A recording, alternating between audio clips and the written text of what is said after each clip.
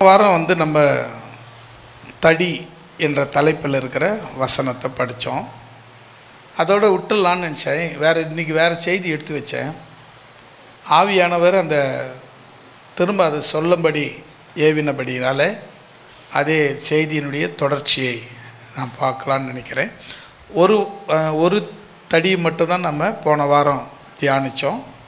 ஆனால் இன்னும் 7 தடி இருக்கிறது. 7 தடிகளை குறித்து நம்ம வேத வசனங்களை நாம் தியானிக்க போகிறோம்.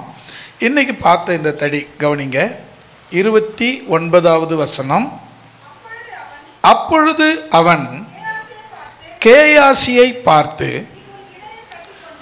நீ உன் இடையை கட்டிக்கொண்டு என் தடியை உன் கையில் பிடித்து கொண்டு வழியில் ஒருவனையும் சந்தித்தாலும் அவனை வினவாமலும், ஒருவன் உன்னை வினவினாலும் அவனுக்கு மறுமொழி சொல்லாமலும் போய் அந்த தடியை பிள்ளையின் முகத்தின் மேல் வை என்றான். இப்போ நம்ம சரியான நேரத்துக்கு வந்திருக்கிறோம். தடி போன வாரத்தில் நம்ம பார்த்தோம். தடி சங்கீத புஸ்தகத்தில் 23ஆம் அதிகாரத்தில் பார்த்தோம். கோலும் தடியும் என்று பார்த்தோம். கோல் ஆடுகளுக்கு தேவையான ஆகாரத்தை கொடுப்பதற்காகவும், தடி எதிரிகளிடத்திலிருந்து தன்னுடைய ஆடுகளை காப்பாற்றுவதற்காகவும் என்று சொல்லி பார்த்தோம். ஒரு ஊழியக்காரர் அதை பிரசங்கிக்கும்போது ஆடுகளை தண்டிப்பதற்காக அந்த தடி கொடுக்கப்பட்டது அப்படின்னு சொல்லி சொன்னார். ஆடுகளை தண்டிக்கிறதுக்கு தடியே வேணாம். தடி இல்லாத விட்டாவே போகிற வர மிருகங்கள் அதை பட்சித்து போட்டுவிடும். அவரை தடியால் அடித்து அதை கொல்ல வேண்டிய அவசியம் இல்லை. அந்த தடி எதுக்கு என்றால் ஆடுகளை காத்து கொள்ளும்படியாக, தன் வசம் ஒப்புவிக்கப்பட்ட ஆடுகள் காக்கப்பட வேண்டும் என்றால் ஒரு மேய்ப்பனுக்கு தடி அவசியம் என்று சொல்லி கடந்த வாரத்திலே நாம் பார்த்தோம். இப்பொழுது நம்ம வாசித்த வேத பகுதி 2 ராஜாக்கள் 4ஆம் அதிகாரம் 29வது வசனத்தை நாம் வாசித்தோம். இதில் நம்ம பார்க்குறோம், எலிசா அப்படின்னு ஒரு ஊழியக்காரர், தீர்க்கதரிசி. அவருக்கு ஒரு அசிஸ்டண்ட் இருந்தார். அவர் பேர் கேயாசி.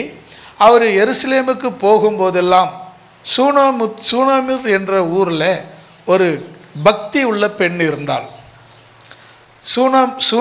சூனோம் என்ற ஊரில் பக்தி உள்ள ஒரு பெண் இருந்தாள்.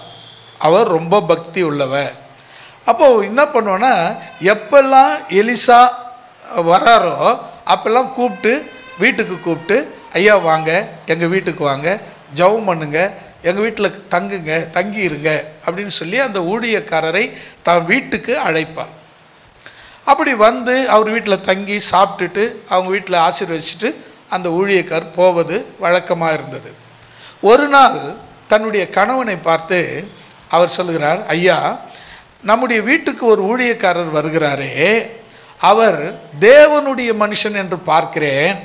அவர் வந்தால் நம்ம வீட்டில் தங்குவதற்கு வசதியாக மெத்த மேலே அவருக்குன்னு ஒரு ரூம் போட்டு, அவருக்குன்னு ஒரு டேபிள் போட்டு, அவருக்குன்னு ஒரு சேர் போட்டு, எல்லாமே அவருக்குன்னு ஒரு கட்டல் போட்டு, எல்லாமே அவருக்குன்னு தனியாக போட்டு, அவர் வந்தால் தங்கணும், மற்றபடி அந்த அறை பூட்டப்பட்டு இருக்கணும் அப்படின்னு சொல்லி கேட்டுக்கொண்டார். அவரும் பக்தி உள்ளவனானபடியாலே, சூனமித்தியால் பக்தி உள்ளவள், அவருடைய கணவரும் பக்தி உள்ளவராய் இருந்தபடியால் ஊழியக்காரருக்காக, அந்த தீர்க்கதரிசிக்காக ஒரு அறையை தன் மேல் வீட்டிலே ஊழியக்காரருக்காக ஒரு அறையை கட்டினாள். கவனிக்கணும், ரொம்ப முக்கியம். ஏன் அப்படின்னா, ஒரு பக்தி இல்லாமல் யாரும் இப்படி ஒரு காரியத்தை செய்ய முடியாது. அப்படியானால் சூனோமித்தியால் மிகவும் தேவன் மேல் பக்தி உள்ளவளாக இருந்தால், குறிப்பாக ஊழியக்காரரை மதிக்கிறவளாக இருந்தால், கனப்படுத்துகிறவர்களாக இருந்தால், எப்பொழுதெல்லாம் அவர் வராரோ அப்பெல்லாம் ஒரு வீட்டில் தங்கணும், கட்டாயப்படுத்தினாள். அப்போ கட்டாயப்படுத்தப்பட்டார். அப்போ அவர் வரும்போதெல்லாம் வீட்டில் தங்கினாங்க. தங்கி சாப்பிட்டுட்டு போகும்போது திரும்ப அவர் யோசித்தாங்க, அவருக்கென்று ஒரு அறையை ஆயத்தம் பண்ணினாள். அல்லேலூயா. அவருக்கென்று அறையை ஆயத்தம் பண்ணும்போது அவர் என்ன பண்ணார், அதுக்கப்புறம் வந்தார்னா அந்த அறைக்கு வருவார், அவர் தங்குவார், அவங்க சாப்பாடு கொடுப்பாங்க, சாப்பிடுவார், தங்கி இருந்துட்டு போயிடுவார். அவங்களுடைய வேலைக்காரன், அவருடைய அசிஸ்டண்ட், அவருடைய வேலைக்காரன் சொல்கிறது என்ன சொல்லலாம், சீஷன் அவருக்கு கூட இருப்பார். இப்படி போயிட்டு இருந்தது. இப்படி போயிட்டு இருக்கும்போது இந்த சூனாமித்தியால் ரொம்ப பக்தியாக இருக்கிறா, அவளுக்கு எதனா செய்யலாம் அப்படின்னு ஊழியக்கார் மனசில் தோணுச்சு. அப்போது அவரை கூப்பிடுன்னு சொல்கிறாரு. கேஆசி அவரை கூப்பிட்றா. அவரை கூப்பிட்ட உடனே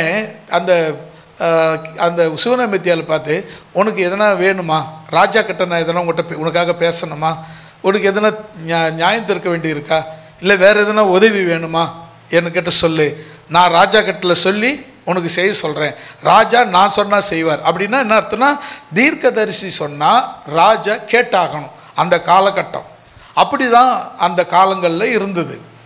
இப்போவும் சில இதில் பார்த்திங்கன்னா சில இப்போ போப்பாண்டவர், இப்போ போப்பாண்டவர் சொல்கிறது அந்த நாடு, அந்த வாடிகன் நாடு போப்பாண்டவருடைய கண்ட்ரோலில் தான் இருக்குது. போப்பாண்டவர் சொன்னதான் நாடு, ஆட்சி எல்லாமே அவருடைய கண்ட்ரோல், அவர் சொல்கிறது தான் நாடு அரசாங்கம் செய்யும். அதே போல் இங்கிலாந்து எடுத்துக்கோங்க, மகாராணி சொல்கிறது தான் அங்கே எல்லாம் நாடு எல்லாம் செய்யும். அதே போல் சில நாடுகள் இன்னும் இருக்கிறது, ஊழியக்காரர் சொன்னதை மட்டும் செய்யக்கூடிய நாடுகள் இன்னும் இருக்கத்தான் செய்கிறது. அப்படிப்பட்ட காலத்தில் இவர் ராஜா கட்டணம் எதனா உனக்கு உதவி வேணும்னா நான் பேசுகிறேன் அப்படின்னாரு. எனக்கு ஒன்றும் வேணாம், கர்த்தர் எனக்கு எல்லாத்தையும் கொடுத்துருக்கிறாரு, உங்களுடைய நீங்கள் வந்து ஆசீர்வச்ச அந்த ஆசீர்வாதம் எனக்கு போதும் அப்படின்னு சொன்னான். உடனே கேஆசி, இல்லை ஐயா, நான் பார்த்த வரலாம் அந்த அம்மாவுக்கு குழந்தை இல்லை, அவர் அவங்க வீட்டுக்காரும் ரொம்ப வயசான மாதிரி இருக்கிறாரு, அந்த அம்மாவுக்கு குழந்தை இல்லை, அது ஒரு குறை தான் எனக்கு தெரிஞ்சு இருக்குது அப்படின்னு சொன்னார். ஊழியக்காரர் சொன்னால் அப்போ கூட அந்த அம்மா கேட்கல, குழந்தை வேணும் ஐயா எனக்கு கேட்கல. ஒரு கூட அந்த அசிஸ்டன்ட் சொன்னார், அந்த அம்மாவுக்கு குழந்தை இல்லாத மாதிரி தெரியுதியா, அவர் அவங்க வீட்டுக்காரரும் பார்த்தேன் கொஞ்சம் வயசான மாதிரி இருக்கிறாரு, அவருக்கு குழந்தை இருந்தால் நல்லாயிருக்கும் அப்படின்னு இவர் சிபாரிசு பண்ணுறாரு. இவர் என்ன பண்ணார், ஊழியக்காரர் என்ன பண்ணார், அடுத்த முறை நான் வரும்போது நீ ஒரு குழந்தைய கையில் வச்சுருப்ப அப்படின்னு சொல்லிட்டு அவர் போயிட்டார். அதே மாதிரி அவங்க கர்ப்பம் தரித்தாங்க, குழந்தை பிறந்தது, குழந்தை வளர்ந்தது. குழந்தை அப்பா வந்து வயல்வெளியில் வேலை செய்கிறாரு. அப்பா கிட்ட இருக்கும்போது பிள்ளைக்கு தலைவலிக்குதுன்னு சொல்லிச்சு. பிள்ளை தலைவலிக்குதுன்னு சொல்லி அவங்க அம்மா கிட்ட வேலைக்காரர்கிட்ட கூப்பிட்டு அம்மாவிட்ட எத்துமே கொடு, குழந்தை தலைவலிக்குதுன்னு சொல்லிச்சுன்னு சொன்னார். குழந்தைய எடுத்தாந்து சூனாமித்தியால் அம்மா கிட்ட கொடுத்தாங்க. அம்மா அந்த குழந்தை கொஞ்ச நேரம் தலைவலியை துடிச்சு குழந்தை செத்து போச்சு. அல்லேலூயா. இப்போ குழந்தை செத்து போச்சு. நீங்கள் வந்து என்ன பண்ணியிருப்பீங்க, ஊரை ஒன்றாக்கி ஊரையே ஒரு கலக்கியிருப்பீங்க. இந்த அம்மா என்ன பண்ணுச்சுன்னு சொல்கிறேன் பாருங்கள். என்ன பண்ணுச்சு, கிடுகிடுன்னு குழந்தைய தூக்கும் போய் அந்த ஊழியக்காரர் இருக்கார் பார், அவர் ரூமை திறந்து அவருக்கு ஒரு கட்டல் இருந்துச்சு பார், அந்த கட்டல் மேலே கலத்தி திரும்ப ரூமை பூட்டிக்கிச்சு. ஒரு சின்ன சத்தம் கூட வரல, சின்ன அழ கூட வரல, சின்ன துக்கம் கூட தொண்டையை அடைக்கலை. எல்லாத்தையும் கிடுகிடுன்னு போச்சு, எல்லாத்தையும் எடுத்து போய் வச்சுது, குழந்தைய தூக்கி போய் கலத்திடுச்சு, வீட்டை பூட்டிடுச்சு, இறங்கி வந்துச்சு. வீட்டுக்காருக்கு ஆள் அனுப்புது, அவர் கையில் இருக்கார், வேலை செய்துட்ருக்கார். நான் உடனே தேவனுடைய மனுஷனை பார்க்கணும், ஒரு கழுதையும் ஒரு வேலைக்காரனையும் சேனம் வச்சு அனுப்பு, அதாவது கழுதை மேலே போகிற மாதிரி அதுக்கான வசதி வச்சு அனுப்பு அப்படின்னு சொன்னார். உடனே அவர் கேட்குறாரு, அமாவாசைன்னு தான் தேவனுடைய மனுஷனை பார்ப்பாங்க, மாதத்துக்கு ஒரு முறை அமாவாசை வரும், அப்போ போய் பார்ப்பாங்க. ஓய்வு நாள் வாரத்துக்கு ஒரு முறை பார்ப்பாங்க, ஓய்வு நாளும் இல்லை அமாவாசையும் இல்லை, இப்போ போக வேண்டிய அவசியம் என்ன, அதெல்லாம் எனக்கு தெரியாது, நான் போகணும். உங்கள் வீட்டில் அப்படி சொன்னீங்கன்னா உங்கள் வீட்டுக்கார் என்ன சொல்லுவார், அப்படியே யோசித்து பாருங்களேன் கொஞ்சம் கற்பனையா. ஆனால் இந்த வீட்டுக்கார் என்ன சொன்னார், ஒன்றுமே சொல்ல, உடனே கழுதை மேலே சேனம் வச்சு அனுப்பி விட்டார். கவனிங்க அங்கே சம்பவத்தை பாருங்கள்.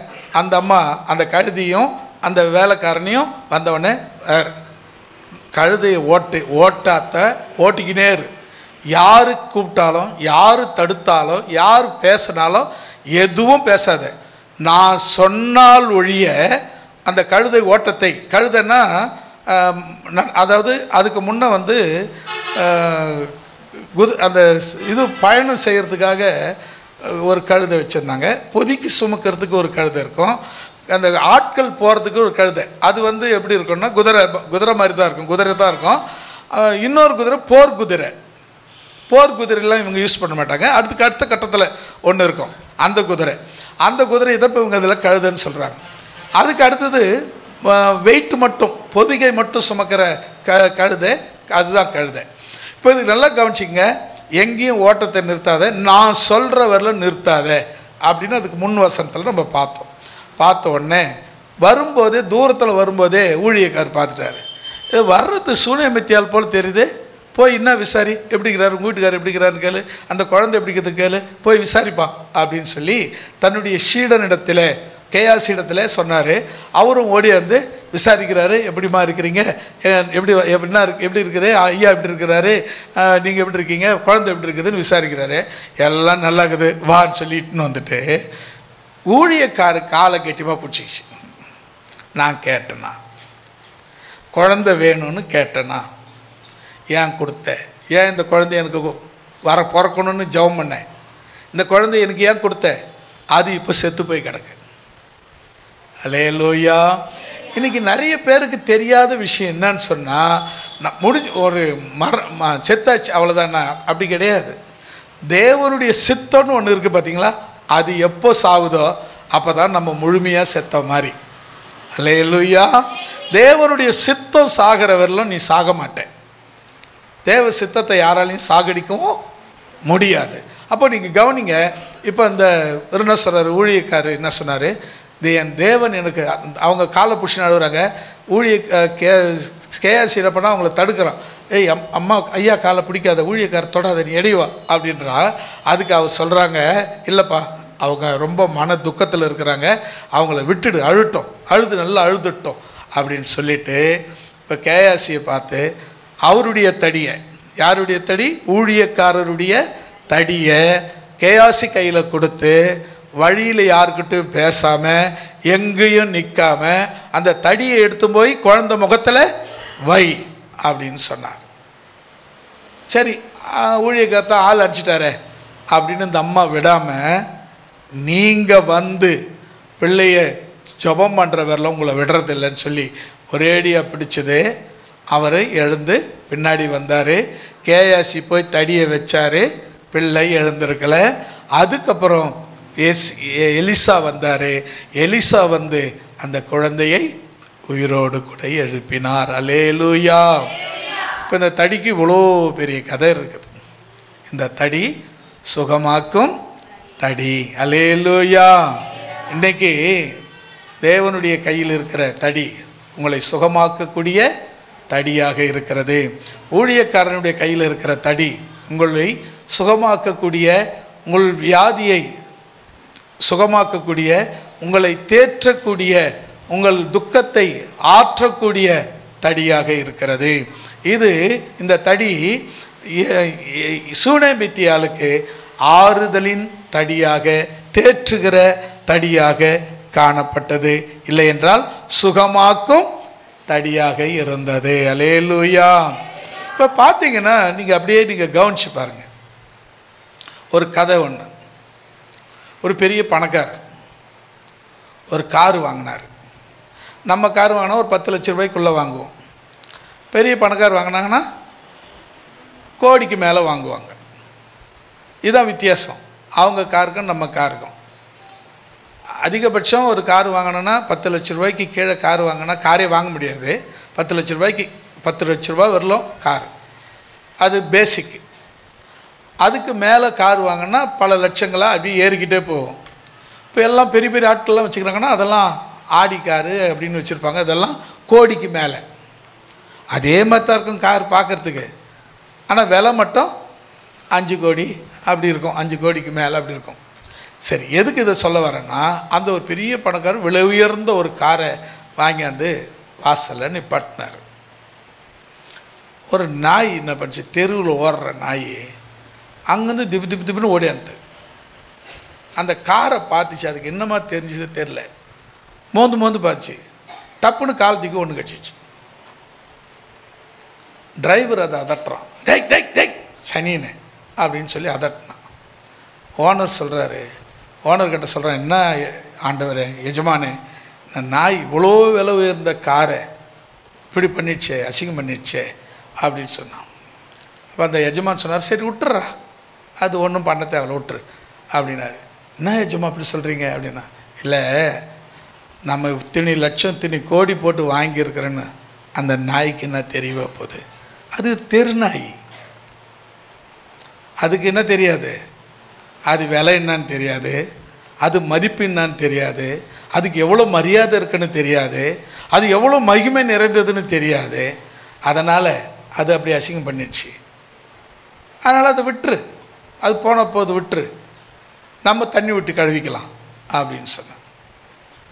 அதே போல் தான் உங்கள் மதிப்பு உங்களுக்கு தெரியாது. நிறைய பேருக்கு உங்கள் மதிப்பு உங்களுக்கு தெரியறதே கிடையாது.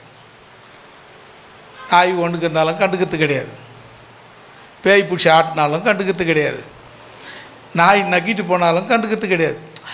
என்ன பண்ணிட்டு போ. ஏன் தெரியுமா?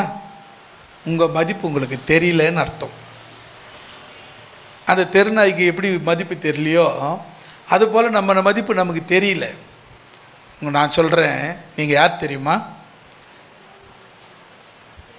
ஜீவனுள்ள தேவனுடைய பிள்ளைகள். அல்லேலூயா. இப்போ சொல்லுங்கள், நீங்கள் யார்? ஆமாங்க. அப்படிப்பட்ட உங்களை ஒருத்த வந்து கேவலமாக பேசுகிறான், கையை நீட்டி மூஞ்சி கிட்ட கிட்ட கிட்ட கிட்ட கிட்ட காட்டிட்டு பேசுகிறான். இன்னும் தொடப்பம் செருப்பு இதெல்லாம் கூட உங்களை அடிக்கிறான். இன்னும் உன்னை கேவலமான கெட்ட வார்த்தையா, கேட்கவே காது கூசுற கெட்ட வார்த்தையால் திட்டுறான். இதுக்கு நம்ம என்ன பதில் வினை ஆற்றுறது?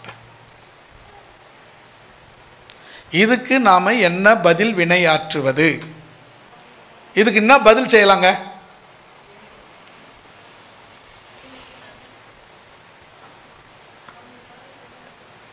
ஒன்றும் இல்லை. உங்கள் அருமை அந்த தெரு நாய்க்கு தெரியல. அது பேர் என்ன? உங்களை தூஷிச்சு, அது பேர் என்ன? உங்கள் மேலே மண்ணவாரி போச்சு, அது பேர் என்ன? தெருநாய். அந்த தெருநாய்க்கு உங்கள் அருமை தெரியாது. அதனால் நீங்கள் அது கூட போய் சமமாக, நீ கொலிப்பியா நானும் கொலிப்பேன், நீ கடிப்பியா நானும் கடிப்பேன், நீ இப்படி பண்ணுவியா நானும் இப்படி பண்ணுவேன்னு சொல்லாத. ஏன்? ஏன்? நீ ஜீவனுள்ள தேவனுடைய பிள்ளைகள். அது தேர். நீ அதுவும் ஒன்று கிடையாது, சமம் அல்ல, நீ அதுக்கு இணைந்து போகக்கூடியவர்கள் அல்ல. அதனால அந்த நாய், தெருநாய் அப்படிதான். சர்ச்சுக்கு கிளம்பிக்கிட்டே இருந்தேன், அவள் எங்கேருந்து வந்தானே தெரியல, சனியம் பிடிச்ச நாய். ஆமாங்க, நீ சொன்ன வார்த்தை சரிதான். ஏன் தெரியுமா? அது தெருநாய். அது தெருநாய். வீட்டு நாயாக இருந்தால் அதை கட்டி வச்சுருப்பாங்க. அது தெருநாய். எல்லா தெருவுலையும் சுத்தம், எல்லா வீட்லேயும் சுத்தம், எல்லா இடத்துலையும் கண்ட இடத்துல கக்கா போடணும். தெருநாய். வீட்டு நாயை அதுக்குன்னு ஒரு இடத்துக்கு இட்டு போவாங்க, அது அங்கே தான் போகும். தெருநாயே அதுக்குன்னு ஒரு இடம் கிடையாது. நீ சும்மா நின்றுந்தா கூட மேலே அடிச்சுட்டு போய்க்கினே இருந்துடும். ஏன் தெரியுமா? அது தெருநாய். தெருநாயை கூட நீங்கள் ஈக்குவல் வச்சுக்கிடாதீங்க, நீங்கள் சமமானவங்க கிடையாது. காரணம், நீங்கள் ஜீவனுள்ள தேவனுடைய பிள்ளைகள். கரங்களை உயர்த்தி சொல்லுங்க, அல்லேலூயா. இன்னொரு வசனத்தை நாம் வாசிக்கலாம். 1 நாளாகமம் 11ஆம் அதிகாரம் 22, 23 ஆகிய வசனங்கள். 1 நாளாகமம் 11ஆம் அதிகாரம் 22, 3 ஆகிய வசனங்களை வாசி.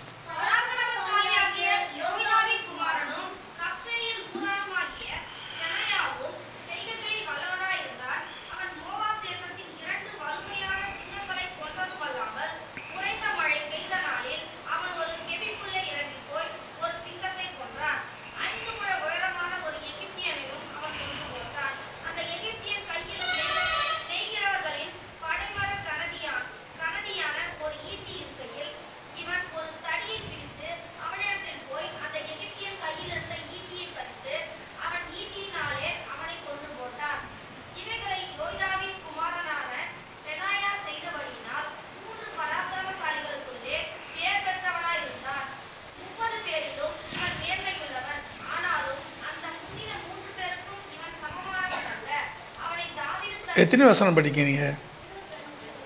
23 முடிச்சிட்டிங்களா? அவ்வளோதான். 22 23 தான்.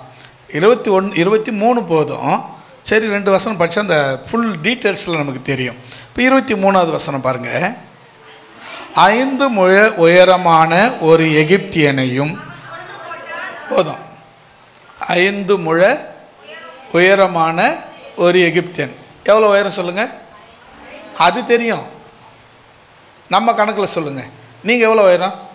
5 முழம் 6 முழம்னா சொல்லுவீங்க, அடி கணக்கில் சொல்லுவீங்கள்ல, அது மாதிரி சொல்லுங்கள். முழம்னு சொன்னால் ஒரு முழத்துக்கு 1.5 அடி. ஒரு முழம் 1 அடி 1 ஜான். ஒரு முழம் வந்து 1 அடி 1 ஜான். 1 ஜான்னா 3/4 அடி, 1.25 அடி. ஒரு முழம்னா 1.25 அடி. இப்போ இவன் எத்தனை அடி சொல்லுங்கள்? 5 முழம். 5 1 5, 5 3, 5 3 எவ்வளோ? அது எவ்வளவோ எங்களுக்கு தெரியாது. அடி 3.25வா? 3.25 சொன்னீங்களா? 3.25. அப்போது 5 ஒரு 3.25, 8.25 அடி உயரம் உள்ள ஒரு மனுஷன், எகிப்தியன். இப்போ படிங்க. 8.25 அடி உயரமுள்ள ஒரு எகிப்தியனை அவன் கொன்று போட்டான். அந்த எகிப்தியன் கையில் நெய்கிறவர்கள்னா இந்த நெசவு வச்சுருக்காங்க பாரு, அவங்க ஒரு பெரிய தடி வச்சுருப்பாங்க. இந்த கணத்துக்கு 2 மாறு நீளம் உள்ள ஒரு தடி வச்சுருப்பாங்க. பார்த்தீங்கன்னா தெரியும், அந்த நெசவு போடுற இடத்துல பார்த்தீங்கன்னா அவங்க அந்த மாதிரி தடி வச்சுருப்பாங்க நீட்டாக. அதை போல் கனமுள்ள ஒரு ஈட்டி அவன் கையில் இருந்தது. அப்புறம் அவன் கையில் பெரிய ஈட்டி இருக்குது. இவன் கையில் ஒரு தடி மட்டும் எடுத்துக்கிட்டு அவனிடத்தில் போய் அந்த எகிப்தியன் கையில் இருந்த ஈட்டியை பிடுங்கி அவன் ஈட்டியினாலேயே அவனை கொன்று போட்டான். அல்லேலூயா. இப்போ நீங்கள் பாருங்க, இவன் போகும்போது தடியோடு போனான். அதே மாதிரி நீங்கள் பார்த்தீங்கன்னா தாவீதை எடுத்துக்கினா பெலிஸ்தியனை கொல்றதுக்கு போகும்போது எப்படி போனால்? ஒரு தடியோடு போனால், கையில் கவனையும் கல்லையும் எடுத்துக்கிட்டு போனால், அங்கே அந்த பெலிஸ்தியன் என்ன சொல்கிறான்? டேய், நீ தடியோடு வர்றதுக்கு நான் என்ன நாயாடா அப்படின்னு கேட்குறான். கவனிச்சு பாருங்க அந்த வார்த்தையை. இவன் தடியோடு போகிறான். இவன் பையன் வேறு சின்ன பையன். அவன் 10 முழம் 10 அடி உயரம், 6 முழம் 1 ஜான், ஏறக்குறைய 10 அடி உயரம். 10 அடி உயரம் உள்ள ஒருத்தன் இவனை பார்த்து சொல்கிறான், டேய் சின்ன பையா, நீ தடியோடு வர்றதுக்கு நான் என்ன தடி எடுத்து நாய் நினச்சி நீ ஓட்டிகிட்டு போயிடலான்னு வரியா அப்படின்னு கேட்குறான். அவன் தாவீது என்ன சொன்னான்? நீ ஈட்டியோடும் ஆயுதங்களோடு வர, நான் நீ நிந்திக்கிற தேவனுடைய நாமத்தில் வருகிறேன். அல்லேலூயா. என் கையில் இருக்கிறது தடி, ஆனால் நான் வர்றது என் தடி பலத்தினால் அல்ல, என் இயேசுவின் நாமத்தினால் வருகிறேன். அல்லேலூயா. நீங்கள் போனீங்கன்னா எப்படி போயிருப்பீங்க? நான் யார் தெரியுமா? ஏய், எங்கள் அப்பா யார் தெரியுமா? எங்கள் அம்மா யார் தெரியுமா? என் பின்னாடி நான் என்ன ஜாதி தெரியுமா? என் பேக்ரவுண்டு என்ன தெரியுமா? இங்கேருந்து இப்படி கை தட்டினா என் ஜாதி ஜனம் பூரா வந்து நிற்கும் தெரியுமா? தாவீது அது சொல்லலை. நீ நிந்திக்கிற இயேசுவின் நாமத்தில் வருகிறேன். அல்லேலூயா. நீங்கள் ரட்சிக்கப்பட்டுட்டீங்க, திரும்ப இன்னொருத்தரை போய் ஒத்தாசை கேட்காதீங்க. இயேசு போதும். அல்லேலூயா. உங்களுக்கு யார் போதும்? இயேசு போதும். உங்களுக்கு விரோதமாக எழும்புகிற 10,000 பேர்களிலும் இயேசு போதும். அல்லேலூயா. ஒரு பக்த அழகு, இயேசு போதுமே போதுமே, இயேசு போதுமே போதுமே, எந்த காலத்திலும் எந்த நிலையிலும் இயேசு போதுமே, இயேசு போதுமே போதுமே, இயேசு போதுமே எந்த நாளிலுமே என் நிலையிலுமே எந்த வாழ்வினிலே இயேசு போதுமே. உள்ளுள்ள இடங்களில் மேய்த்திடுவார், அமர்ந்த தண்ணீரண்டை நடத்திடுவார். உள்ளுள்ள இடங்களில் அமர்ந்த தண்ணீரண்டை நடத்திடுவார். ஆத்துமாவை தினம் தேற்றிடுவார், மரண பள்ளத்தாக்கி காத்திடுவார். ஆத்துமாவை தினம் தேற்றிடுவார், மரண பள்ளத்தாக்கில் காத்திடுவார். இயேசு போதுமே போதுமே, இயேசு போதுமே போதுமே, எந்த நாளிலுமே என் நிலையிலுமே எந்த வாழ்வினிலே இயேசு போதுமே. அல்லேலூயா. இயேசு. எதிரி வரும்போது, பசி எடுக்கும்போது, நோய் வரும்போது, பேய் வரும்போது, எந்த சூழ்நிலையிலும் இயேசு போதும். அல்லேலூயா. இயேசு உங்கள் கூட இருக்கிறத சில நேரத்தில் மறந்துறதுனால்தான் யார் யாரையும் உதவியே கேட்டுனுக்கிறோம். சில நேரத்தில் ஃபோன் பண்ணி, ஹலோ சிஸ்டர், பிரதர், ஐயா, ஒரு 10 ரூபா அப்படி ஜிபேயில் அனுப்பி விடுங்களேன். நீங்கள் இப்படி கேட்குறத விட்டுட்டு முழங்கால் படிட்டு ஆண்டவரே தாரும்னு கேட்கலாம். அவங்கக்கிட்ட கெஞ்சணும். ஆண்டவர்கிட்ட கெஞ்ச வேண்டிய அவசியம் இல்லை. உரிமையாக எடுத்துக்கலாம். ஏன் தெரியுமா? அப்பா சொத்துலாம் உன் சொத்து தான். அல்லேலூயா. இப்போ நீங்கள் செய்ய வேண்டியது என்னென்னா, நம்ம எதை செய்யணுமோ அதை செய்கிறது கிடையாது, எதை செய்யக்கூடாதோ அதை நம்ம செய்துக்கிட்டு இருக்கிறோம். நாம் இப்போ 2வது பார்த்தது எதிரியை வீழ்த்துகிற தடி. 3வது யாத்திராகமத்தின் புஸ்தகம் 12ஆம் அதிகாரம் 11வது வசனம். யாத்திராகமம் 12:11.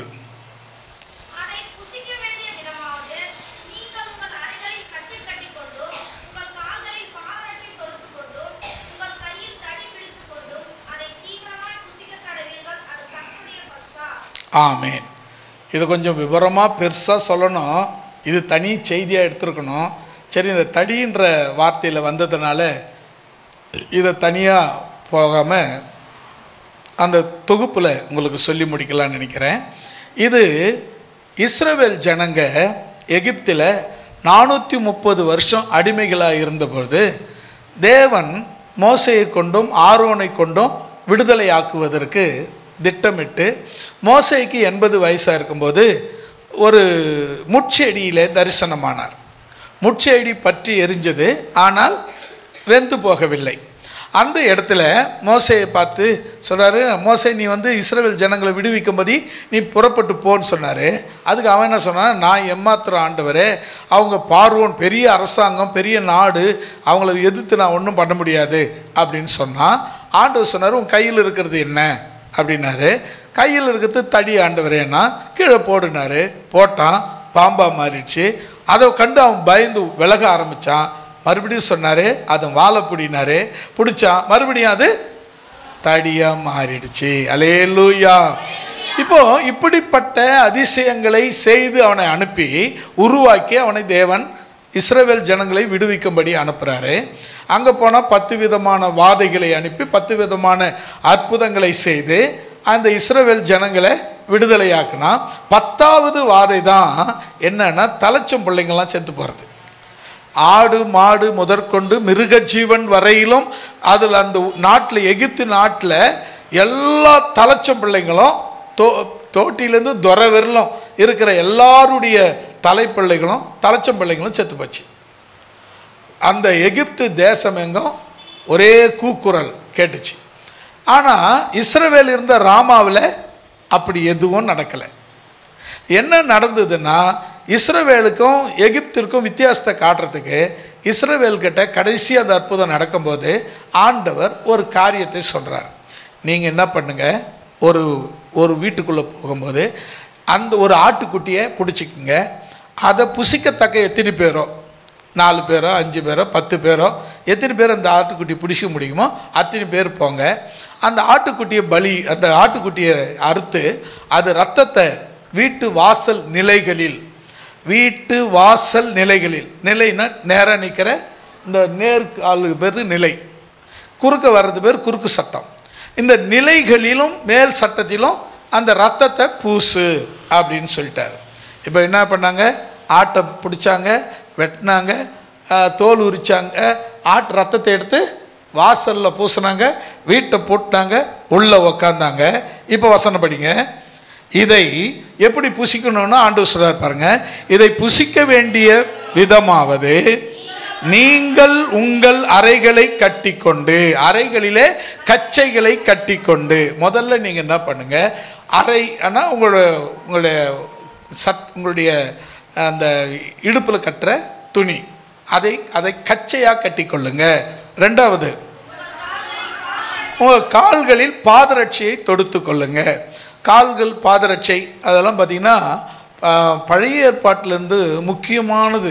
அதே இந்த இடத்துல தேவன் பாதரட்சியை தொடுத்து கொள்ளுங்கன்றாரு.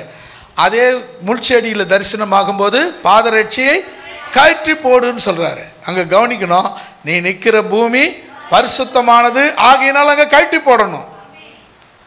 இது நீ வந்து வீடு தரித்திருக்கிற இடம், அதனால் உன் பாதரட்சியை போட்டுக்கொள் அப்படின்றாரு. ரெண்டாவது, அது எதுக்கு அடையாளம்னு சொன்னால் புறப்படுவதற்கு ஆயத்தத்தை குறிக்கிறது.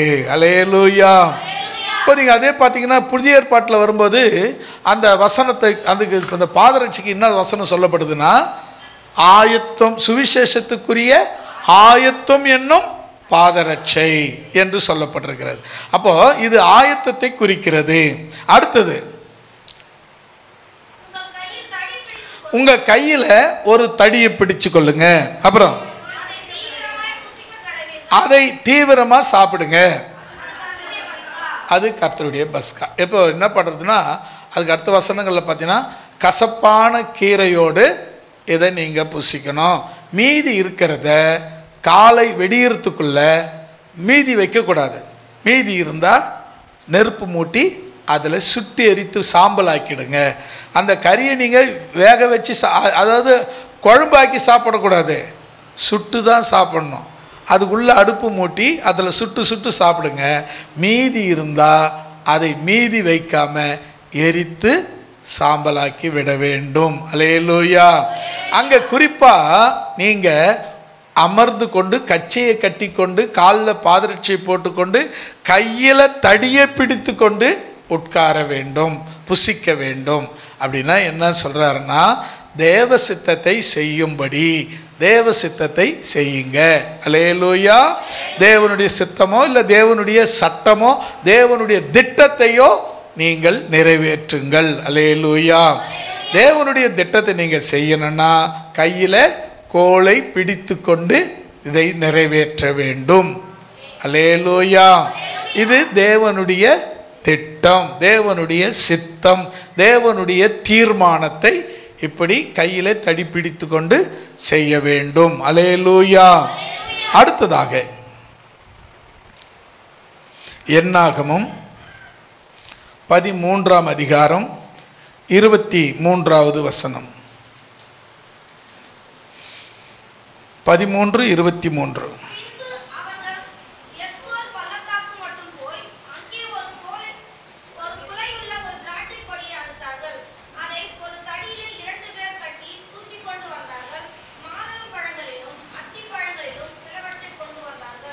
ஆமேன்.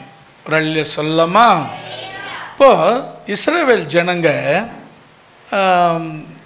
எஸ்கோல் பள்ளத்தாக்கு, அதாவது நீங்கள் முதல்ல பார்த்தீங்கன்னா ஆண்டவர் கொடுக்குற தேசம் எப்படி இருக்குது, ஆண்டவர் நமக்கு கொடுக்க போகிறாரு. ஆமாம் தானே? அந்த தேசம் எப்படி இருக்குன்னு வேவு பார்க்கறதுக்கு வேவுக்காரரை அனுப்புகிறாங்க. அவங்க போகும்போது எஸ்கோல் பள்ளத்தாக்குக்கு போகிறாங்க. அங்கே கொலையுள்ள ஒரு திராட்சை செடியை பார்க்குறாங்க. அந்த திராட்சை கொலையை பார்த்தா அறுத்தாங்க. அது தனியாக ஒருத்தரால் தூக்க முடியாததுனால அந்த திராட்சை கொலைக்கு நடுவில் ஒரு கோலை மாட்டி 2 பேர் தூக்கிக்கிட்டு வந்தாங்க. அந்த வசனத்தை நான் பேச்சு வரையில் சொல்கிறேன். எஸ்கோல் பள்ளத்தாக்குக்கு போனாங்க. அங்கே திராட்சை கொலையை கண்டாங்க. அது மிக பெரிதாக இருந்ததுனால ஒரு ஆள் சுமந்துக்கிட்டு போக முடியாது என்பதினால அதுக்கு நடுவில் ஒரு கோலை மாட்டி ஒரு தடியை மாட்டி 2 பேர் சுமந்துக்கிட்டு அந்த கொலையை எடுத்துக்கிட்டு வந்தாங்க. அது என்ன எதை குறிக்கிறதுனா, எஸ்கோல் பள்ளத்தாக்கில் விளையிற திராட்சை பழம் உங்களுக்கு மிகுதியான பலனை செழிப்பை கொடுக்கக்கூடியதாக இருக்கிறது. அல்லேலூயா. இப்போ இந்த இடத்துல அந்த திராட்சை கொலையை எப்படி தூக்கிட்டு வராங்க? திராட்சை கொலைக்கு நடுவாக கோலை தடியை உள்ளே நுழைத்து 2 பேர் சுமந்து கொண்டு வரத்தக்கதான பெரிய குலைகளை அங்கே இருக்கிற திராட்சை செடி பலனாய் கொடுத்தது என்று வேதம் சொல்லுகிறது. அல்லேலூயா. அப்படியானா உங்களுக்குரிய ஆசீர்வாதத்தை உங்கள் ஒருவரால் சுமந்து கொண்டு போக முடியாது. நீங்கள் இருவராய் சுமந்து கொண்டு போகத்தக்கதாக தேவன் உங்களை ஆசீர்வதிப்பார். அல்லேலூயா. நீங்கள் 2 பேர், ஒரு தடி 2 பேர். யாரா இருக்கு 2 பேர்? நீ உன் வீட்டுக்காரத்தங்க. நீங்கள் 2 பேரும் எல்லாத்துலேயும் அன்பில் ஐக்கியத்தில் எல்லாத்துலேயும் பேச்சில் செயலில் எல்லாத்துலேயும் இணைந்திருக்க வேண்டும். அப்போது ஒரு கோல் உங்கள் 2 பேர் தோல் மேலே இருக்கும். அதில் இருக்கிற தொங்குற திராட்சை சார் எப்படி இருக்குது தெரியுமா? பெருசாக இருக்கும். உங்கள் வீடு நிறைவாக இருக்கும். அல்லேலூயா. சில பேர் பார்த்திங்கன்னா இவர் சொல்கிறத அவங்க கேட்க மாட்டாங்க, அவங்க சொல்கிறத இவர் கேட்க மாட்டார். எப்போவுமே எலியும் பூனையும் மாதிரி தான் இருப்பாங்க. பூனை எப்படி எலியை பார்த்து போய் வலையில் பொந்தில் போய் பதுங்கிதோ அதே போல் தான் சில குடும்பம், கணவன் மனைவி. நான் சொல்கிறேன், அப்படி இருக்கிற பட்சத்தில் கர்த்தருடைய ஆசீர்வாதம் உங்கள் வீட்டில் பார்க்கவே மாட்டீங்க. பார்க்கணுன்னு நினைக்கவும் நினைக்காதீங்க. ஒரு குடும்பம் சொன்னால் அந்த கோலை சுமக்கிற நீங்கள் 2 பேரும் ஒரு குடும்பத்தை தேவன் நம்ம மனுஷன் ஏற்படுத்துறது இல்லைங்க. எந்த குடும்பத்தையும் மனுஷன் ஏற்படுத்துறது கிடையாது. ரட்சிக்கப்படாதவங்க அதுவும் கர்த்தர் தான் ஏற்படுத்தினார். எப்படி? ஆதாமை ஏற்படுத்துறது யார்? ஏவாளை ஏற்படுத்துறது யார்? அவங்க 2 பேரும் கணவன் மனைவி ஆக்குறது யார்? அதுக்கு பிறகு சந்ததியெல்லாம் யாரால் வந்தது? ஆமாம். அப்புறம் மட்டும் அவங்கள மட்டும் எப்படி நம்ம தனியாக சொல்கிறோம்? அவங்க இன்னும் இயேசுவை அறியலை, நாம் இயேசுவை அறிந்திருக்கிறோம். அவங்க இயேசுவை அறியாதவங்களே சில பேர் நல்லா இருக்கிறாங்க. இயேசுவை அறிஞ்ச சில பேர் எப்போ பார்த்தாலும் வா 2ல் 1 பார்த்துடலாம் அப்படின்னு நிற்கிறவங்களாக தான் இருக்கிறாங்க. அருமையான தேவனுடைய பிள்ளைகளே, உங்கள் வீட்டில் கணவன் மனைவி என்கிற 2 தோழர்களும் 2 நண்பர்களும் 2 இணையாளர்களும் 2 பேரும் தடி சுமக்கிறவர்களாக, திராட்சை கொலையை சுமக்கிறவர்களாக, தோள் கொடுக்கிறவர்களாக நீங்கள் ஒன்றாகத்தான் வேண்டும். அல்லேலூயா. அந்த ஆளுக்கு எனக்கும் ஒத்தே வராதுங்க. ஐயோ, அவளை பேயை கட்டிக்கிட்டு இருக்கலாங்க, அவளை கட்டந்த பேயை கட்டிப்பார், அப்புறம் தெரியும் உனக்கு. ராத்திரிலாம் புரண்டி வச்சிரும். அப்புறம் சில பேர் சொல்கிறது பேயை கட்டியிருக்கலாம், இவ்வளோ கட்டந்த நான் பேயை கட்டியிருக்கலாம் அப்படின்னாங்க. பேயை கட்டி பாரு, அப்புறம் தெரியும் உங்கள் கதை. சில பேர் எங்கேருந்து வந்தானோ தெரியல, இவன் தலையில் என் தலையில் இவனை கட்டி விட்டாங்க. அம்மா மாருங்க சொல்கிறது, உன் தலையில் கட்டலைங்க, உனக்கு இணையாக வச்சிருக்கிறார் ஆண்டவர். வினையா இல்லைங்க, நீ வினையா பூச்சிங்கன்னா அது நான் பொறுப்பு கிடையாது. இணையாக வைத்திருக்கிறார் ஆண்டவர். அல்லேலூயா. 2 பேரும் ஒத்து போய் பாருங்களேன். சொல்லவே முடியாதுங்க. அதுதாங்க திராட்சை கொலையை சுமந்து வருகிற 2 ஜோடியாக இருப்பீர்கள். அல்லேலூயா. இந்த திராட்சை கொலை சுமக்கிறதுலாம் சாதாரண விஷயம் கிடையாது. ஜோடியாக இல்லாமல் சுமக்க முடியாது. இப்போ உதாரணத்துக்கு ஏற்றத்தாழ்வு இருக்குது. இப்போ கணவன் மனைவினா 2 பேரும் சமமாக இருக்க மாட்டாங்க. கொஞ்சம் அந்த டிஃப்ரெண்ட் இருக்குல்ல, ஹைட்டு டிஃப்ரெண்ட் இருக்கும். சில பேர் சமமாக இருப்பாங்க, ஹைட்லாம் கரெக்டாக இருக்கும், எல்லாமே ஈக்குவலாக இருப்பாங்க. சில பேர் கொஞ்சம் அது வேட்டுதாங்க. ஆனால் அந்த சுமக்கும் போது பார்த்திங்கன்னா மனைவி பக்கம் சுமையை அனுப்பக்கூடாதுன்ட்டு இவங்க சுமையை இவங்க தோலை தாழ்த்தி சுமையை தாம் பக்கம் இழுத்துக்குவாங்க. அதாங்க உண்மையான கணவன். அல்லேலூயா. உண்மையாக கணவனாக இருங்க, உண்மையான மனைவியாக இருங்க. உங்களுக்கு கொடுத்த வேலையை ஒழுங்காக செய்துட்டு போங்க, அப்போ தான் பரலோகம் போவீங்க. இல்லைன்னா நான் சொல்கிறேன் சத்தியமாக போக முடியாது. உங்களை சொல்லலை, அப்படிப்பட்டவங்க. அல்லேலூயா. அடுத்ததாக என்னாகமும் 22ஆம் அதிகாரம் 22வது வசனம் 27, 28. 22, 27, 28.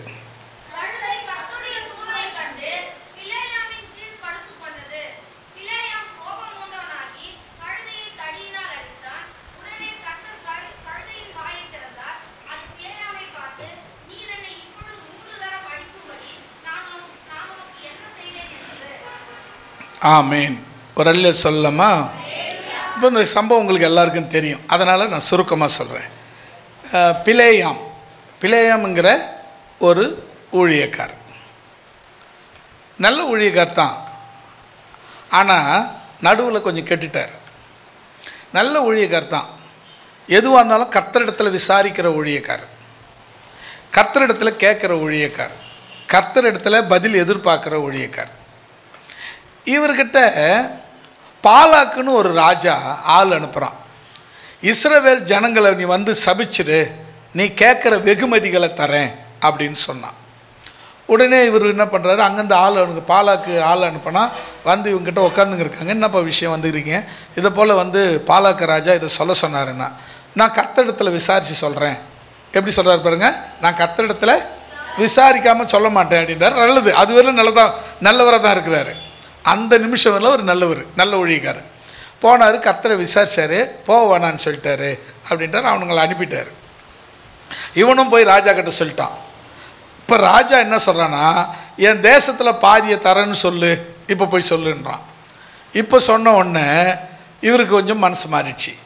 என்ன ஆச்சு, தேசத்தில் பாதி வருதே அப்படின்னு சொல்லிட்டு மறுபடியும் ஆண்டவர் ஒரு விஷயம், எப்பவுமே தன்னை மாற்றிக்கிறவர் கிடையாது. ஆண்டவர் எப்பொழுதும் எதுக்காகவும் மாறாதவர். அல்லேலூயா. நேற்றும் என்றும் என்றும் மாறாதவர். நீ ஆராதிக்கிற ஆண்டவர். நேற்றுக்கு வேணான்னு சொல்லிட்டாரு, சரி இன்னைக்கு போய் கேட்போம். ஆண்டவரே, நேற்று ஏதோ ஞாபகத்தில் இருந்திருப்பீங்கன்னு நினைக்கிறேன், இன்னைக்கு என்ன சொல்கிறீங்க? அவர் என்ன திரும்ப சொல்கிறேன், முட்டாள், நேற்று இருந்த ஆண்டவர் தான் நான், இன்றைக்கும் நான் தான், நாளைக்கும் நான் தான். அல்லேலூயா. அவர் நேற்றும் இன்றும் என்றும் மாறாதவர். அல்லேலூயா. என்னைக்கும் எப்பவும் எதுக்காகவும் மாற்றிக்கிறவர் ஆண்டவர் கிடையாது. பிலேயாம் என்ன பண்ணிட்டான், பாதி முதல்ல வந்து ஏதோ வெகுமதிகள் தரேன்னு சொன்னாங்க, அதனால் ஆண்டவர்கிட்ட போய் கேட்டான். ரெண்டாவது போக மாட்டேன், போவானான்ட்டாருன்னு சொன்னான். ஓகே.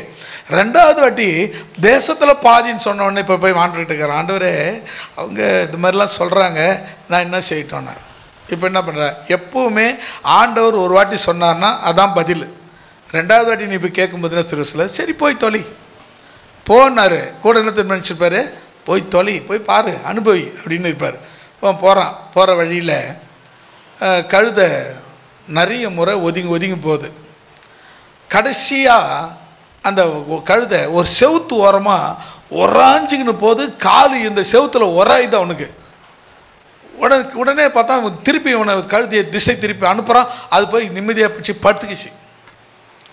படுத்துக்கணுன்னா இவருக்கு மேலே உட்காந்துன்னு ஓட்டுறாருல, இவருக்கு அப்போ தான் ராஜான்ற நினப்பு வந்துடுச்சு. இறங்கினார், தடி வச்சுருந்தார், தடியால் அடின்னு அடிக்கிறாரு. இப்போ கழுதை பேச ஆரம்பிச்சிச்சு. அடித்த அடியில் கழுதை பேச ஆரம்பிச்சிச்சு. என்னது, எஜமானே என்னை கொண்ட நாள் முதற்கொண்டு, என்னை வாங்கின, எனக்கு உங்களுக்குன்னு தெரிந்து கொண்ட நாள் முதற்கொண்டு நான் இப்படி எப்போவாகிலும் செய்ததுண்டா, ஏன் என்னை அடிக்கிறீங்கன்னு கேட்டுச்சு. என் கையில் ஒரு கத்தி மட்டும்தான் உன்னை வெட்டி போட்டுருவேன் அப்படின்னாரு அவர். அப்போது பிலேயாம் கண்கள் திறக்கப்பட்டது. அவர் நிமிர்ந்து பார்க்குறார். உருவின பட்டயத்தோடு தேவதூதன் நிற்கிறான். அல்லேலூயா. அந்த கழுதை மட்டும் படுக்காமல் இருந்திருந்தா பிலேயாமே நான் உன்னை கொன்று போட்டிருப்பேன் அப்படின்னு தேவதூதன் சொன்னான். அல்லேலூயா. அருமையான தேவனுடைய பிள்ளைகளே, நாம் சில நேரங்களில் தேவ சித்தம் அறியாமல் பண ஆசை உடையவர்களாக, பொருள் ஆசை உடையவர்களாக, பணத்தின் மீது பற்று உடையவர்களாக, பொருளின் மீது பற்று உடையவர்களாக, தேவ சித்தத்தை மீறுகிறவர்களாக நாம் நடக்கும் பொழுது நம்முடைய கழுதைகள் கூட நமக்கு தடையாக மாறிவிடும். அல்லேலூயா. நல்லா போன வண்டி நல்லா தாங்க போகும். எப்போவுமே இதுவரை இப்படி மக்கார் பண்ணதே கிடையாது. மக்கார் பண்ணுதுன்னா தேவ சித்தம் இல்லை, ஒடுங்கி வீட்டில் உக்காருன்னு அர்த்தம். திரும்ப திரும்ப திரும்ப அந்த வேலையை செய்யாத. என் அனுபவத்தில் அந்த சம்பவத்தை நான் பார்த்துருக்கிறேன். நான் ஏற்கனவே உங்கள்கிட்ட சொல்லியிருக்கிறேன். ஒரு முறை சென்னைக்கு போகிறதுக்காக, ஒரு பாஸ்டரை பார்க்கறதுக்காக நான் போகிறேன். ரோட்டு வரலாம் வந்து மைண்டு செட் ஆகலை, போகக்கூடிய மனசு வரல. வந்து உக்காந்து திரும்பி கொஞ்சம் நேரம் பொறுத்து கிளம்புறேன். இப்படியே ஒரு 5 முறை நடந்துச்சு. 6வது முறை அட போடான்னு தள்ளி விட்டு வண்டி எடுத்து வேகமாக கிளம்பி மருவத்தூரில் வண்டி எடுத்து போய் ஸ்டாண்டில் போட்டு உடனே பஸ் ஏறி போனேன். நான் யாரை பார்க்க போனேனோ அவர் ஊருக்கு போய் டெல்லிக்கு போய் 1 வாரம் ஆச்சு. ஆண்டவர் அங்கேயே சொல்லிட்டாரு. 5 முறை தடுத்தார். கேட்டேன்னா உண்மையிலேயே என்ன பண்ணியிருக்கணும்னா, கழுதியை கொண்டு பேசுகிற மாதிரி அந்த வண்டியை கொண்டு என்கிட்ட பேசியிருக்கணும். பேசிட்டாரு. எனக்கு தான் புரியல, வண்டி பேசுறது எனக்கு புரியல. ஏன் தெரியுமா? சில நேரத்தில் நம்முடைய அறிவு மங்கி போயிடும், நம்ம புத்தி கெட்டு போயிடும். எதுக்கு காரணம் என்ன தெரியுமா? பணத்தின் மேலே இருக்கிற பற்று, சொத்து மேலே இருக்கிற பற்று, பதவி மேலே இருக்கிற பற்று, வருவாய் மேலே இருக்கிற பற்று, அவங்க கொடுக்கறது மேலே இருக்கிற பற்று. அது நம்முடைய புத்தியையும் எண்ணத்தையும் சிந்தனையும் கெடுத்துரும். கர்த்தர் பேசுறது கேட்காது, கர்த்தர் எதிர்க்க நிற்கிறது தெரியாது, வர்ற ஆபத்து கண்ணுக்கு தெரியாத மூடன் நெடுக்க போய் தண்டிக்கப்படுகிறான் என்று சொல்கிற வசனத்தின்படி நாம் நெடுக்க போய் தண்டிக்கப்படுவோம். இப்போ இந்த தடி பாருங்க, கழுதியை பேச வச்ச தடி. அல்லேலூயா. 7வதா 1 சாமுவேல் 17ஆம் அதிகாரம் 43வது வசனம்.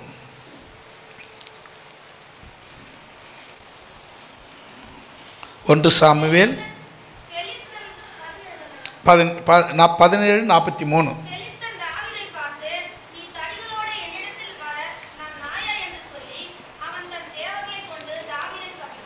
ஆமென். ஜெயம் கொடுக்கும் தேவனுக்கு கோடி கோடி ஸ்தோத்திரம், வாழ்வளிக்கும் இயேசு ராஜாவுக்கு வாழ்நாள் எல்லாம் ஸ்தோத்திரம். ஜெயம் கொடுக்கும் நம் தேவனுக்கு கோடி கோடி ஸ்தோத்திரம், வாழ்வளிக்கும் இயேசு ராஜாவுக்கு வாழ்நாள் எல்லாம் ஸ்தோத்திரம். அல்லேலூயா அல்லேலூயா அல்லேலூயா அல்லேலூயா. ஜெயம் கொடுக்கும் நம் தேவனுக்கு கோடி கோடி ஸ்தோத்திரம், வாழ்வளிக்கும் இயேசு ராஜாவுக்கு வாழ்நாள் எல்லாம் ஸ்தோத்திரம். அல்லேலூயா. இந்த சம்பவத்தை நம்ம ஏற்கனவே சொல்லிட்டேன், வார்த்தையாக சொல்லிட்டதுனால இதை நான் சுருக்கமாக சொல்கிறேன். இந்த தடி தாவீதுக்கு ஜெயம் கொடுக்கிற தடியாக இருக்கிறது. என்னன்னு சொன்னால், அவன் வெறும் தடியை கையில் பிடிச்சின்னு அவன் பெரிய போர் வீரன். உச்சந்தலையிலேருந்து கால் வரையிலும் ஆயுதங்களை அணிந்திருக்கிறான், போருக்குரிய ஆயுதங்களை அணிந்திருக்கிறான், போர் வீரனாக நிற்கிறான். தாவீது எப்படி போகிறான்? தாவீது எப்படி போகிறான்? ஆடு மேய்க்கிற பையனாக போகிறான். கவனிக்கணும், அதில் ஆடு மேய்க்கிற பையனாக போகிறான். கையில் தடி இருக்குது, கவன் கல் இருக்குது, அவ்வளோதான். கூழாங்கல் ஒரு 5 கூழாங்கல் காற்றுல பொறிக்கினான், அடைப்பையை இடுப்பில் கட்டிக்கிட்டான், நேராக யுத்தத்துக்கு போகிறான். யுத்தத்துக்கு போகிற முறை அது கிடையாது. யுத்தத்துக்கு போகிற முறை என்னென்னா, அதுக்குரிய ஆடையை, அதுக்குரிய போர்க்குரிய ஆயுதங்களை, அதாவது மார்க்கவசம், அதாவது எதிரிக அடிக்கிற அடியை தாங்கக்கூடிய மார்க்கவசம், கையில் இதெல்லாம் போட்டுவாங்க, அதெல்லாம் இடுப்பில் எல்லாம் நிறைய போட்டுக்கிட்டு யுத்தத்துக்கு போகணும். ஒரு வீரனாக போக வேண்டியவன் ஒரு ஆடு மேய்க்கிற பையனா போகிறான். அல்லேலூயா. அவன் சொல்கிறான், ஏய் என்னடா சின்ன பையா, ஆடு மேய்க்கிற நீ என்னடா தடியோடு வர, என்னை பார்த்தா உனக்கு எப்படா தெரியுது? இவ்வளோ உயரம் 10 அடி உயரத்தில் நிற்கிறேன், நீ ஒரு நாயை திறத்தத்துக்கு வர மாதிரி தடியத்துன்னு வர அப்படின்னு கேட்குறான். அப்போ தான் சொல்கிறான், நீ ஈட்டியோடும் வில்லோடும் ஆயுதங்களோடு வர, நீ நிந்திக்கிற இயேசுவின் நாமத்தில் வருகிறேன். கர்த்தர் என்ன பண்ண தெரியுமா? ஜெயத்தை தாவீதுக்கு கொடுத்தார். ஜெயம் கொடுக்கும் தடி. கடைசியாக சொல்லி முடிக்கலாம். ஜெயம் கொடுக்கும் நம் தேவனுக்கு கோடி கோடி சோத்திரம், வாழ்வளிக்கும் இயேசு ராஜாவுக்கு வாழ்நாள் எல்லாம் சோத்திரம். ஜெயம் கொடுக்கும் நம் தேவனுக்கு கோடி கோடி சோத்திரம், வாழ்வளிக்கும் இயேசு ராஜாவுக்கு வாழ்நாள் எல்லாம் சோத்திரம். அல்லேலூயா அல்லேலூயா அல்லேலூயா.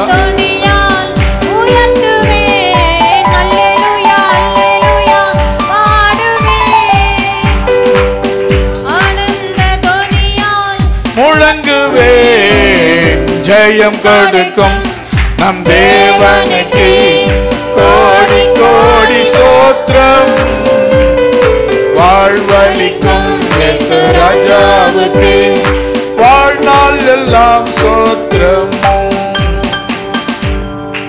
ஜெபிக்கலாமா?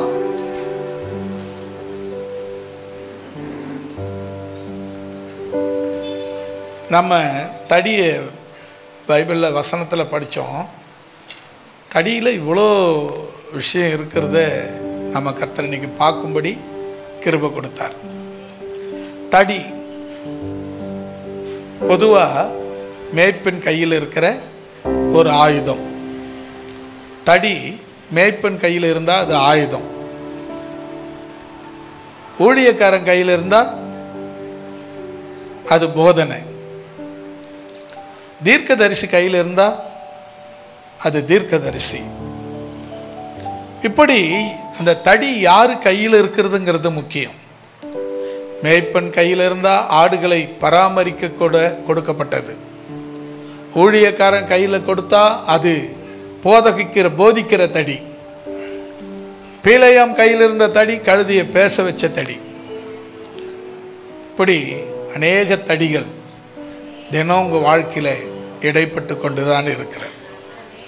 நீ பஸ்காவை புசிக்கும் பொழுது தடியை பிடித்து கொண்டு பயபக்தியோடு அதை புசிக்க வேண்டும். வேதம் தெளிவுபடுத்துகிறது. நாம் தெளியாவிட்டால் உங்களை தெளிவு வைக்க யாராலையும் முடியாது. ஒவ்வொரு நாளும் வேத வசனங்களை கேட்கும்போது அது உங்களை தெளிவிக்கக்கூடியதாக இருக்க வேண்டும். வேத வசனங்கள் கேட்கிற பொழுது இருதயம் கண்ணாடி போல் தெளிய வேண்டும். கண்ணாடியில் பார்க்கிற முகம் போல உனக்குள்ள ஒரு தெளிவு வர வேண்டும். வேத வசனங்களை ஏதோ கேட்குறோம், 1 மணி நேரம் அவங்க வசனத்தை சொல்லுவாங்க, நான் கேட்டேன் அப்படி என்பது அல்ல.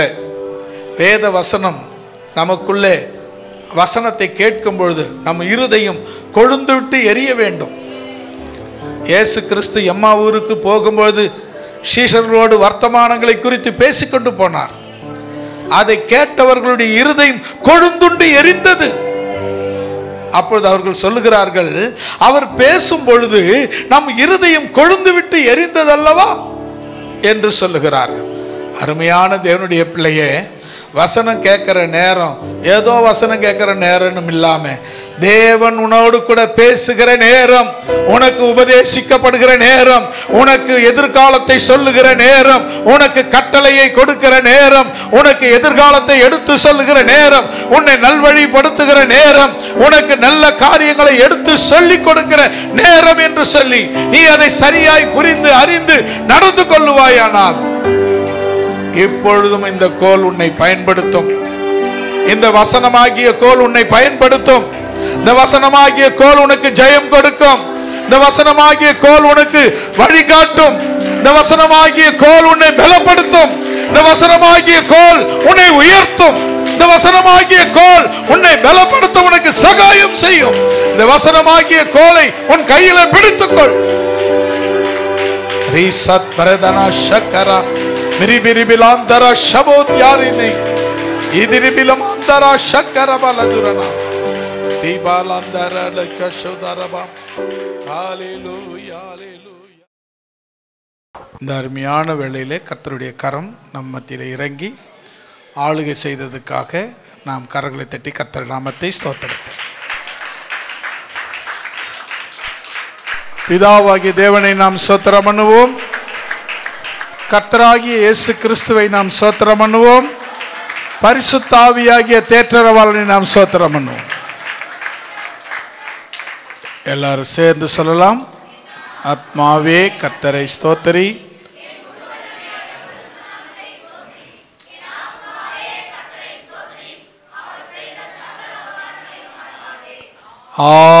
ஆமென் ஆமென். நம்முடைய கர்த்தராகிய இயேசு கிறிஸ்துனுடைய கிருபையும் பிதாவாகிய தேவனுடைய அன்பும் பரிசுத்தருடைய அந்யுன்ய ஐக்கியமும் சிநேகமும் நம்மோடும் சகல பரிசுத்தவான்களோடும் அவர் வருகை வரை இருந்து காத்தருள்வதாக. ஆமென் ஆமென். ஹalleluya ஹalleluya ஹalleluya. ஒருவருக்கொருவர் வாழ்த்தி வணங்கி விடை பெறுவோம்.